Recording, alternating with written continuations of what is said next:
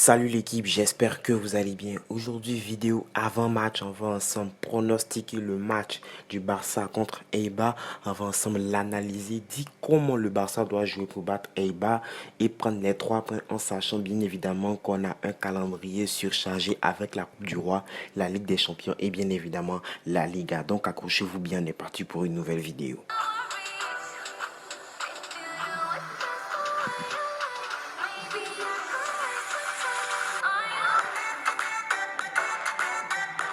Avant de commencer cette vidéo, si tu es nouveau sur la chaîne, n'oublie pas de t'abonner, de liker, de partager. On est presque arrivé aux 1000 abonnés. Je compte sur toi pour t'abonner si ce n'est déjà fait.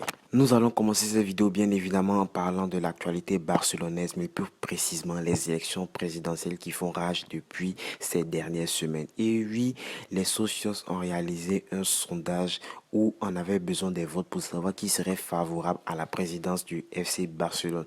Et selon vous, vos votes, les votes des socios des Blaugrana, vous avez choisi à 78% Joan Laporta comme président. Certes, ce n'est pas définitif, mais la plupart des socios voudraient et verraient plutôt Joan Laporta comme président du FC Barcelone, et celui qui est arrivé second est bien évidemment son concurrent, son grand rival, Victor Font, avec seulement 9% des suffrages exprimés. Alors, êtes-vous plutôt pour la présidence de Joan Laporta ou de Victor Font? Je vous invite à me le mettre en commentaire. Alors, en Liga, le Barça sort d'une victoire contre Valladolid sur un score de 3-0 où on a eu un Barça qui s'est transcendé, qui a beaucoup plus tenté au but et qui était tout simplement flamboyant. C'est la première fois que le Barça joue comme ça depuis le début de saison, où on enregistre bien évidemment 3 buteurs comme Martin Braithwaite, et Lionel Messi et Clément Lenglet. Enfin, Messi est encore décisif dans le jeu.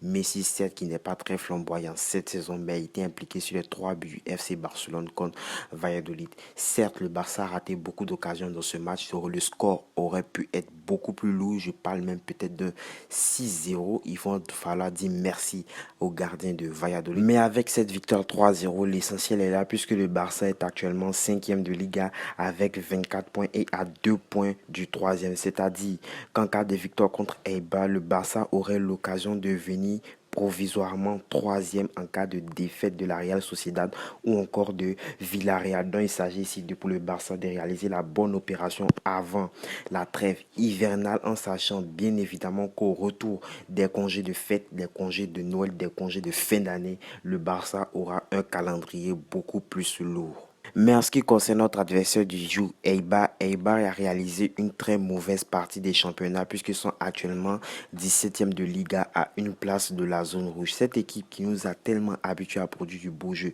avec notamment de bons joueurs tels que Yago Aspas, est dans le dur en ce début de saison. Donc clairement ici, l'objectif d'Eibar est de venir nous battre pour se mettre à l'abri de la zone rouge, c'est-à-dire s'éloigner de la zone rouge. Mais en particulier, c'est une équipe qui nous réussit plutôt bien au Barça. Je ne me rappelle plus de la dernière fois où Eibar nous a battus, notamment le dernier match qu'on a joué contre Eibar, où on les a balayés sur un score de 5-0. Mais il va falloir tout de même faire attention à cette équipe d'Eibar, puisque c'est une équipe qui va chercher à se mettre en confiance avant cette trêve hivernale. À présent, je vais vous expliquer pourquoi Messi ne sera pas présent lors du match contre Eibar. Alors que le FC Barcelone reprenait le chemin de l'entraînement ce dimanche après 4 jours de congé pour fêter Noël en famille, Lionel Messi était le grand absent de la séance. Parti directement de Valladolid pour rallier Rosario, c'est-à-dire en Argentine, après la victoire 3-0 des siens contre Valladolid, la Pulga va prolonger ses vacances de quelques jours. Mais pourquoi, me diriez-vous? Ronald Koeman le sait comme tout le monde d'ailleurs, on ne gère pas Messi comme un joueur lambda, surtout en ce moment où il y a beaucoup de blessures du côté du FC Barcelone. C'est ainsi que l'entraîneur néerlandais lui a octroyé une petite rallonge pour se reposer. En effet, avec son autorisation, le sextuple Ballon d'Or rejoindra le groupe Blaugrana après la rencontre opposant le Barça à Eibar qui aura lieu ce mardi au Camp Nou. Koeman a également prévu de donner 2 jours de congé à ses joueurs pour la fin de l'année, afin de retrouver son groupe en intégralité le vendredi 1er janvier. Alors, vous voyez pourquoi maintenant Messi est au repos lors de ce match. On sait bien évidemment qu'il y a beaucoup de blessures en ce moment du côté du FC Barcelone. On sait d'autant plus que Messi est notre pièce à jouer et notre pièce maîtresse à l'approche de grandes compétitions et d'un calendrier surchargé comme la Coupe du Roi qui vient très prochainement et la Ligue des Champions. Le huitième de finale contre Paris, il est important de préserver nos joueurs cadres à l'image même de Lionel Messi. Alors, nous allons passer maintenant à la composition d'équipe, c'est-à-dire mon 11 idéal pour le match contre Eibar.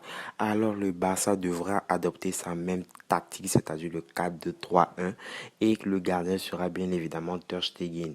L'arrière gauche, ce sera Jordi Alba. La charnière centrale. Alors, j'ai vu qu'il y avait beaucoup de débats sur la charnière centrale. Pourquoi pas ne pas aligner des joueurs jeunes et en même temps des joueurs expérimentés? Alors, moi, je voudrais du Langley et du Mingueza. Voilà, c'est ce qui, moi, me plaît le plus, du Langley et du Mingueza. Tandis que l'arrière droit, ce sera bien évidemment Serginho Dest.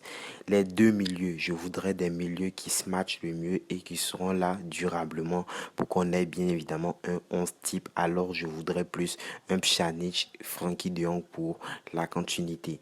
Alors, les trois de devant en soutien de l'attaquant de pointe, on a fait monter un jeune joueur cette saison. Il s'agit de Conrad. Alors, s'il n'a pas joué ce match, je ne pense pas le voir jouer encore d'autres matchs puisque Ansu Fati va revenir très prochainement, etc.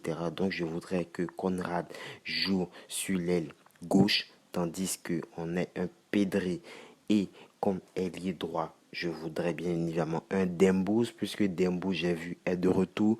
Donc, Dembélé sur ce côté droit-là et bien sûr en pointe, Griezmann. Sinon, si tu as kiffé cette vidéo, n'oublie pas de t'abonner. On est déjà presque arrivé aux 1000 abonnés. Donc, je compte sur toi pour t'abonner, liker, partager. J'ai fait une vidéo sur Haaland si ça t'intéresse. C'est juste en i à côté de toi là. Sinon, si tu as kiffé cette vidéo, nous on se dit à la prochaine vidéo, prochain avant-match, prochain débrief. Tchuss.